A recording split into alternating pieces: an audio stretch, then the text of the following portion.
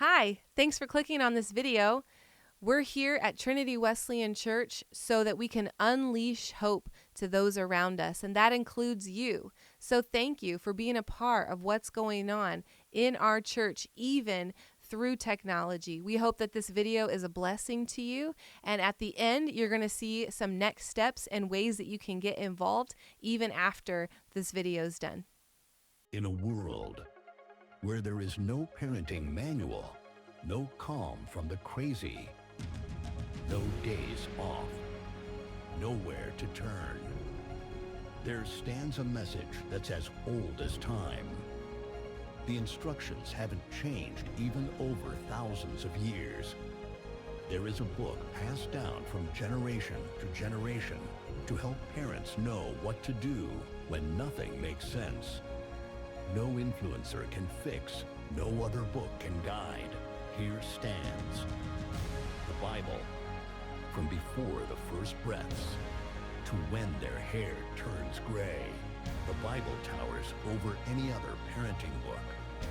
Genesis to Revelation, diapers to emotional teenagers, their first steps to getting their license. It speaks to it all, featuring Solomon of Jerusalem, Abraham of Ur, Paul of Tarsus, starring Jesus of Nazareth. Parental guidance, now showing. When we talk about boundaries, some people immediately tense up. In our culture, boundaries sound restrictive. They sound controlling, like someone trying to limit freedom. But that's not what healthy boundaries are. Boundaries are not rules for the sake of rules. It's not about power or ego. It's not about because I said so. Boundaries are about safety. They're about maturity. They're about responsibility. They're about shaping a human being who is not yet fully developed into someone who can carry freedom well into their adult years. Now, childhood development happens in stages, and the brain doesn't mature all at once.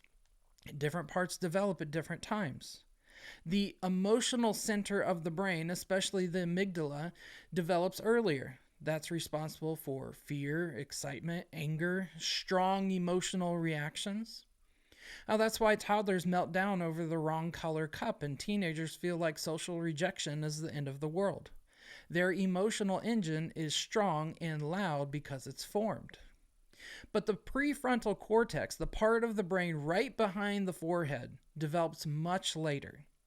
This is the executive center of the brain. It handles impulse control, logical reasoning, planning ahead, weighing consequences, self-regulation. It's the part of the brain that says, if I do this now, here's what could happen later. Do you know when that actually happens, when it actually forms? That part doesn't mature and form fully until somewhere between the ages of 21 and 26. So what does that mean for boundaries? It means that children and teenagers are often operating with a powerful emotional engine and still developing a braking system. Teens are go crazy, try things, go fast, act now, think later. Just because a child is older in their teenage years doesn't mean they're ready for adulthood or adult decisions. Just because someone is an adult doesn't mean they are an adult in maturity. 18 is the government regulation for smoking, voting, going into the military, and society accepts this age 18, as being equal with doing whatever you want. And when you were a child, what are the things you wanted the most? Now, most kids, no bedtime. They want to eat candy for dinner. They want to play all day. When you're an adult, bedtime is a reward. Can't wait to go to bed early. Eating candy makes you feel sick if you just eat it all the time. And responsibilities come at you fast. You can't just play all day. It takes money to pay the bills, and you get money from working a job. The freedom you wanted as a child is now what keeps you sane and healthy. When a child pushes a boundary, they're not always being rebellious in a moral sense. Often they are neurologically testing limits because they can't consistently self-regulate. So they're learning through repetition, through being corrected, external structure. Boundaries act as an external regulation while their internal regulation is developing. That's what parents are for. We are that external regulation. In early childhood, boundaries are very concrete. Don't touch the stove. Hold my hand in the parking lot. The child cannot foresee danger. If you don't hold that hand of the child while they're going across the parking lot or going across the street, they'll just run into the street because they're not thinking, wow, there could be a car that's going to come through. They rely entirely on the parent's limit. Hold my hand. Don't touch the stove. Put that thing back where you got it. I know I'm not looking at you, but I know you're doing something. In middle childhood, the brain begins developing better reasoning skills, but impulse control is still inconsistent. This is where boundaries teach cause and effect. When a rule is consistently enforced, the neural pathways strengthen. The brain literally wires itself through repetition and consequence. Consistency of those boundaries builds internal structure. In adolescence, something interesting happens. The brain goes through a remodeling phase. The emotional and reward systems become very hypersensitive. And if you have a teenager, you know that. Especially with their peers, they start taking bigger risk. But the prefrontal cortex is still catching up. And that's why teenagers can understand a rule in a calm conversation and still break it under social pressure. The emotional brain can overpower the reasoning brain. And this is where many parents loosen boundaries too quickly because their child seems mature, but neurological maturity lacks behind emotional intensity. Again, at ages 21 to 26 is when it's fully formed. Boundaries during adolescence are not about distrust. They're about recognizing that the brain's wiring is still working, is still stabilizing, still building. Research consistently shows that teens with consistent, loving structure have lower rates of high-risk behavior and higher long-term emotional resilience. When they see limits as predictable, the brain experiences safety, and safety lowers stress hormones. Lower stress improves learning and emotional regulation. And here's the powerful connection to boundaries. When you set and hold a boundary calmly, you're helping your child practice self-control with support. They're not ready to just go take the car out because they're 10 years old and they seem like they're doing pretty well. No. Over time, what starts as external control becomes internal discipline. They see you as you're driving. You start telling them things. Hey, I know you can't drive right now, but this is why I take a little extra time when the light turns green. The neural pathways are strengthening. The child begins to anticipate consequences on their own. I can hear in the back seat sometimes, you're going over the speed limit. I know you're the one that made us late, and that's why I'm speeding, but I don't say that. It's maturity that's forming. Without boundaries, the brain doesn't get the same structured practice. The child has to self-govern before they are neurologically equipped to do it, which can lead to high anxiety rates. They're very impulsive. They have difficulty with authority later in life. Boundaries, when done with warmth, actually help children feel safer. You know, the brain actually craves predictability. When rules shift based on a parent's mood, stress increases. When they don't know what the boundaries are. When limits are steady, the brain relaxes. It knows what to expect. In that sense, boundaries are not restrictions on growth. They're like scaffolding for growth. Like scaffolding around a building under construction. They are temporary structures that protect while strengthening what's being built. Spiritually, this aligns beautifully with how God parents us. He does not give unlimited freedom at every stage. He gives instruction appropriate to our maturity. Israel did not receive all revelation at once. It was formed over time. Structure preceded their freedom. When you explain this to parents, it reframes the tension. Boundaries are not about winning battles. They're about building brains. It's not as a parent asserting dominance because I'm the parent. It's about shaping decision-making and building on that capacity. Boundaries are not about controlling behavior in the moment. They're about forming character for the future. And here's something freeing. If a child pushes back against a boundary, that doesn't automatically mean you said it wrong. It means their emotional brain doesn't like limits yet. That is normal development. You're allowed to have your children not like what you say that they need to do. The goal isn't immediate compliance at all costs. The goal is gradual internalization of wisdom. Over a trajectory, are they growing and maturing, or are they going downhill and they're just going against every single authority? Boundaries today strengthen the prefrontal cortex tomorrow. Over time, what you consistently enforce externally becomes what they eventually choose internally. That's development, and that's discipleship in the spiritual sense. Now, psychologists have studied this for decades. The healthiest outcomes in children don't come from harsh, authoritarian parenting, but they also don't come from permissive, do whatever you want. The healthiest outcomes come from what researchers call authoritative parenting. It's high warmth and high structure. Strong relationships paired with clear expectations. Children who grow up with consistent, loving boundaries tend to have lower anxiety, they have better emotional regulation, they have stronger self-control, and healthier relationships. Why? Because boundaries create predictability. That predictability creates safety, and safety allows us to grow. If they're always in fight or flight, they're always going to be chaotic in life. If they don't feel safe, they're not going to grow. You can't thrive when it just everything feels like an attack. You think about a playground next to a busy road. If there is no fence, the child may technically have more freedom, but the environment feels unsafe. If there's a secure fence, the parents can relax a little bit. The kids can run, they can climb, explore, laugh, because the boundary makes the space safe. Boundaries are fences around freedom. And kids will test the boundaries not because they hate authority or because they hate you, but because they're asking a question. Is anyone around me strong enough to protect me from myself?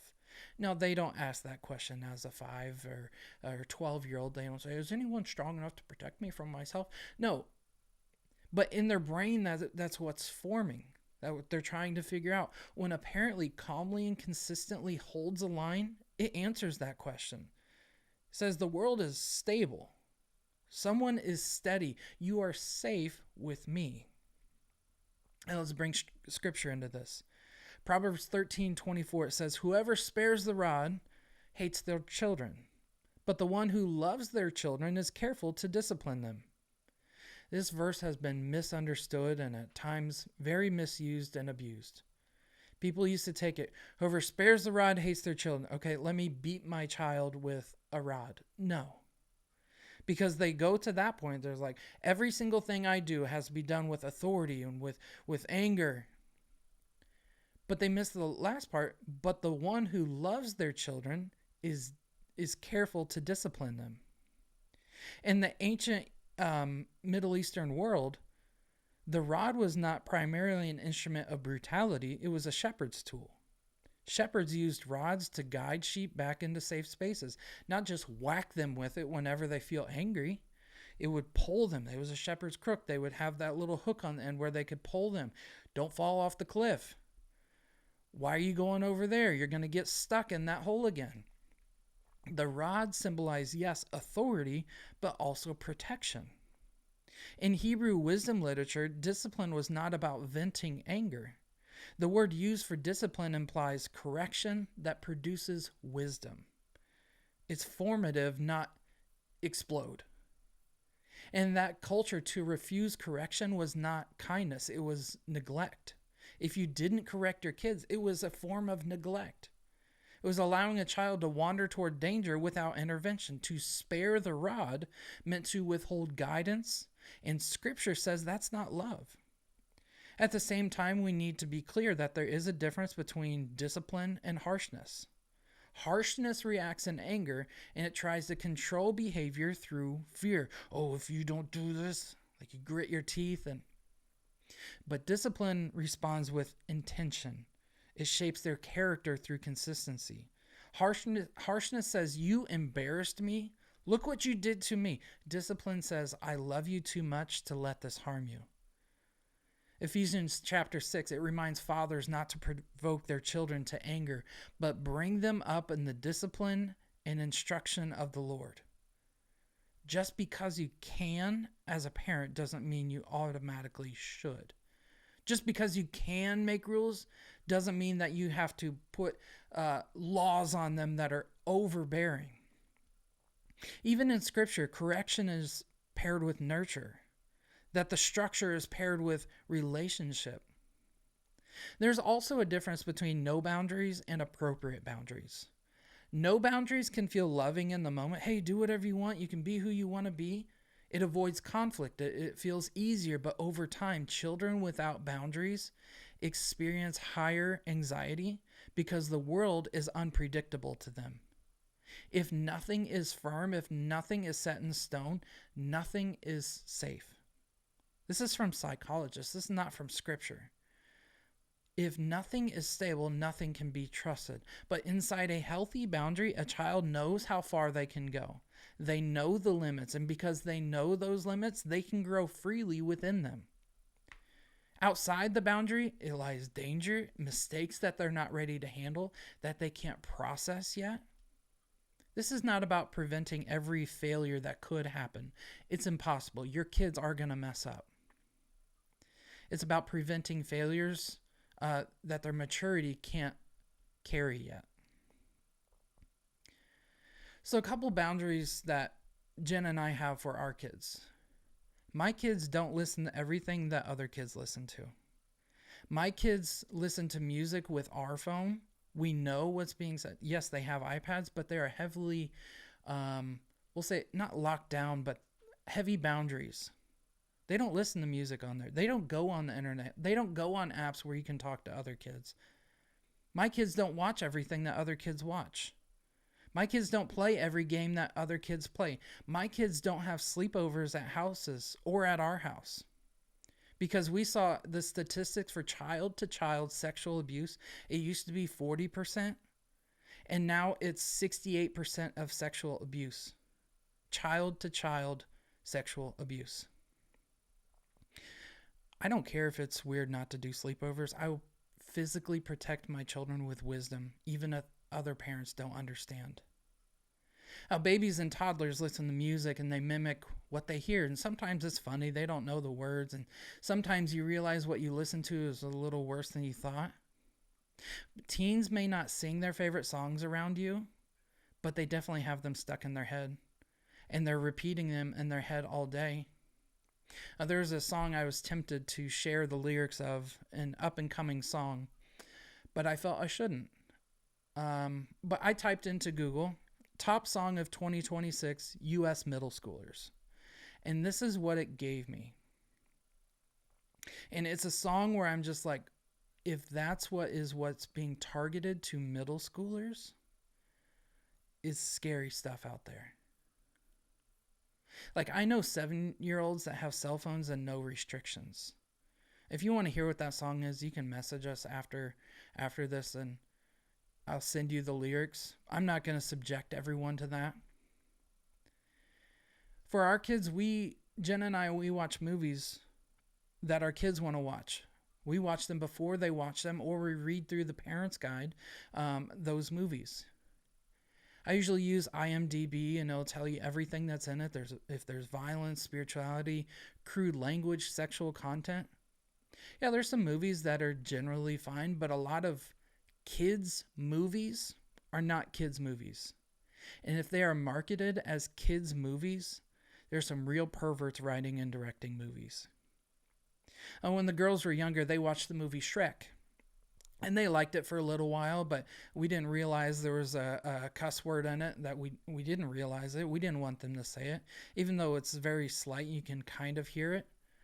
That was 5 years ago. A couple days ago, they asked if they could watch Shrek again. And I was like, yeah, they're old enough. Like, it's fine. We'll just tell them not to, like there's some words that you just don't repeat. But something told me to check out what the parents' guide said. So this movie came out in 2001, and I loved this movie as a kid. But here's some highlights from the Parents Guide, okay? This is from Shrek, the first one. So there's a running joke throughout that Lord Farquaad's, he's vertically, Lord Farquaad is very short, okay? So he has this tall, really tall castle is his way, and everybody would say, is he trying to compensate for something? There's another mildly suggestive joke, and it's a parody. It looks like the TV show The Dating Game, and the magic mirror says about Snow White, although she lives with 7 other men, she's not easy. There's a part where Lord Farquaad lays in bed shirtless, and he sees a picture of Princess Fiona causing a slight rise in the blanket where his groin would be. Kids movie. Shrek calls Donkey a stubborn Jack A, which, yeah, donkey, but still it's like, do you want your little kids saying that? There's actually 3 other different curse words besides that one. I didn't even realize those were in there. There's a 4th word. It's merda, which it's used as an Italian profanity. It means the S word in Italian, and that's in there. Do I want my kids to hear those things, quote those things, get ingrained into their head that some of these things are okay? A kids movie? Some kids are given free access of the internet and apps. I don't know if you know, but YouTube Kids is actually worse for kids than regular YouTube. Roblox is a kids game describing itself, this is a quote, as the ultimate virtual universe. It features millions of games and interactive environments known collectively as experiences. This is from 3 different articles that I found. Some of the content is developed by Roblox, but much of it is user-generated. In 2024, the platform had more than 85 million daily users, an estimated 40% of whom are under 13. The report also found the avatar belonging to a 10-year-old's account could access highly suggestive environments. These included a hotel space where they could view a female avatar wearing fishnet stockings, gyrating on a bed on top of other avatars in sexually suggestive poses. And there's a public bathroom space where characters are urinating and avatars could choose fetish accessories to dress up in. A 10-year-old can access that. There's an internal investigation by the Dolman Law Group, and it revealed disturbing Roblox experiences or user-created games with titles referencing controversial figures and themes such as Diddy Party and Escape to Epstein Island. There is a bounty on the soul of your kids. Are you giving your kids into the hands of the devil? I'm not trying to be a Debbie Downer, but this is serious. And parents will say they don't want their kids to not experience everything in life. They want to give them the life they didn't have. I get the temptation, but their spiritual maturity is more important than what they've done in life. In Matthew chapter 16, verse 26, Jesus is rebuking Peter because he was focused on human concerns rather than the concerns of God. In verse 26, it says, "What good will it be for someone to gain the whole world yet forfeit their soul?" Is it really worth it for your kids to experience the world if it means they might go to hell? Boundaries are set for a reason. For safety, for maturity, to set them up on the way of righteousness. God himself, he set boundaries. In Genesis chapter 2, before sin ever entered the world, before rebellion, before brokenness, God gave Adam and Eve one boundary. You have one rule. Don't eat from that tree. It means boundaries are not a reaction to bad behavior. They're a part of good design. This is before sin. If boundaries only existed because of sin, they wouldn't show up in the Garden of Eden, but they do. God establishes freedom. You may eat from any tree. And then this limit, this boundary, but not that one. That's the pattern of biblical parenting right here. Wide freedom inside clear limits. God isn't saying, let them figure it out entirely on their own. He's saying, give them space to flourish, but I'm going to define the edges. Look how God speaks to Israel in Deuteronomy. When he gives the commandments, he repeatedly says they are for your good. The law was not given to restrict joy, but to protect life. Every boundary guarded something, whether it was life, marriage, community, worship, identity. God gave commandments not to restrict joy, but to protect his people from self-destruction. In Psalm 16, King David says, the boundary lines have fallen for me in pleasant places. It's a powerful phrase. Boundary lines, pleasant places. God's boundaries are not cages, they're guardrails. They're not about suppressing life, they're about sustaining. When parents set boundaries that reflect God's heart, not our pride or our frustration or our ego, we are modeling the character of a good shepherd. God connects discipline to love, not anger. And it tells us something important, that biblical boundaries are relational. It's not just like, if you do this, you get a gold star today. If you don't do this, I don't even want to look at you. It's about forming character. If a parent sets boundaries without a relationship, that doesn't reflect God well. But if a parent refuses to set boundaries in the name of being loving, that also doesn't reflect God well. God is both compassionate and corrective. Throughout Scripture, freedom increases with maturity. Israel had the wilderness, they had strict structure, daily manna, clear instructions, visible guidance. But later generations, they had more autonomy, but still within covenant boundaries. Even in the New Testament, Paul uses the analogy of childhood and inheritance. In Galatians chapter 4, a child, though an heir, is under guardians until the proper time set by their father. The inheritance is theirs, but not yet. The freedom is coming, but the timing matters. And freedom doesn't mean do whatever you want. Freedom is doing whatever you want with the wisdom of heaven. The speed limit says 55, even though your car can go over 100. You have freedom to go 100, but there's consequences to going 100.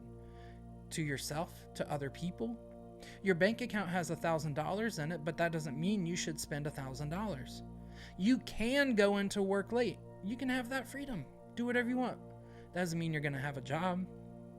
Yes, you have freedom, but freedom is knowing the boundaries. And here's the goal. It's maturity. Not control, not perfection, not raising compliant children who never question anything. Maturity. We want to raise sons and daughters who carry freedom responsibly, who understand consequences, who can think beyond the moment, who don't just obey when they're watched, but choose wisely when they're alone. Boundaries today create internal conviction tomorrow. One day the barriers are going to come down. One day your kids are going to step into adulthood. And the question will not be, did my parents control me?